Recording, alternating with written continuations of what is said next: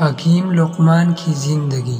حکیم لقمان کو قدیم عربی ادب میں ایک حکیم اور عقل مند شخصیت کے طور پر جانا جاتا ہے۔ ان کی زندگی کا حقیقی حالات مبہم ہے اور زیادہ تفصیلات مختلف قصوں اور حدیثوں میں آئی ہے۔